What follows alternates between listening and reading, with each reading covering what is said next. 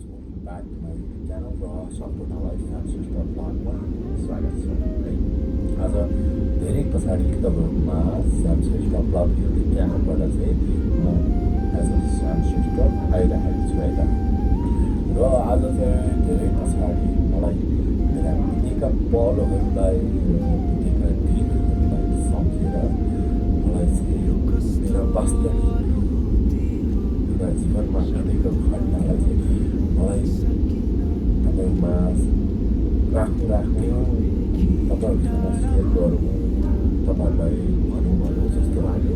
र सिधै मैले मेरो जीवनमा परेको कुराहरू र जीवनमा घटेको घटनाहरूलाई मैले सिधै तपाईँहरूलाई भन्दाखेरि अलिकति असहज जस्तो सुनिए लाग्यो र आज मैले तपाईँहरूलाई एउटा कविता वाचन अर्थात् कविता जस्तै एउटा बनाएर चाहिँ मैले तपाईँमा गाएको छु।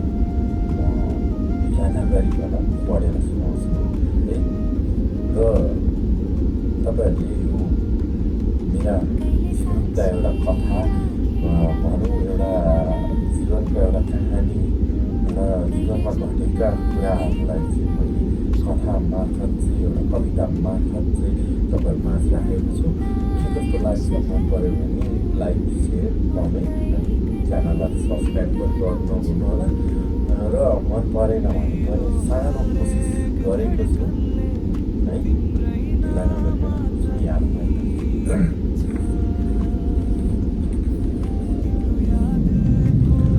यो सहरको भिडमा कतै म हराइरहेको छु, यो सहरको भिडमा कतै म हराइरहेको छु। नसोचेको एउटा बाटो आफै डोराइरहेको छु, नसोचेको एउटा बाटो आफै डोराइरहेको छु। हिजोको ती यादहरू आज किन मौन छन्, हिजोका ती यादहरू आज किन मौन छन्।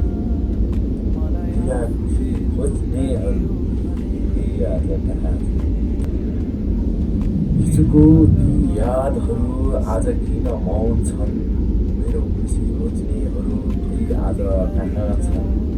हो एउटा सुरुवात गर्नु छ मलाई, हो एउटा सुरुवात गर्नु छ मलाई। पुराना ती घाउहरू भुल्नु छ मलाई। अँध्यारोमा आफ्नै उज्यालो खोज्ने सानो घेरा हुँ म, अँध्यारोमा आफ्नै उज्यालो खोज्ने सानो एउटा घेरा हुँ म। न त कसैको आश छ, न त कसैको डर, न त कसैको आश छ, न त कसैको डर।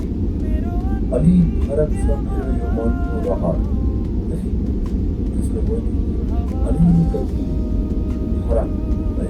तपाईँको भन्दा मेरो अलिकति फरक छ मनको रहर। समयको यो बहावमा ढुङ्गा जस्तै अडिरहे म। कतिपटक पढे होला तर फेरि कतिपटक लडे होला जिन्दगीमा, तर फेरि उठ्यो। आफ्नै धुनमा मग्न छु म, आफ्नै धुनमा मग्न छु। कसैको मलाई मतलब छैन, कसैको मलाई प्रभाव छैन। आफ्नै धुनमा मग्न छु, आफ्नै लयमा गाउँछु। बिर्सिएका कति सपनालाई फेरि म जगाउँछु। बिर्सिएका ती सपनालाई फेरि म जगाउँछु। हाम्रो पुराना बितेका दिनहरूलाई, हिजोका सपनाहरूलाई फेरि म पुरा गर्छु भन्नु खोजेको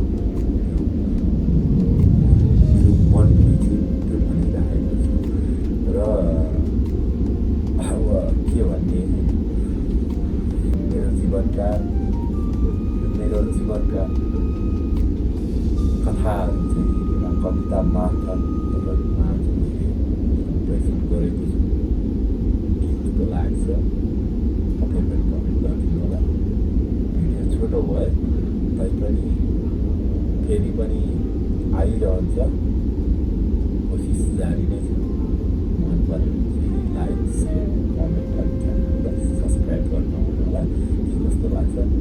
भयो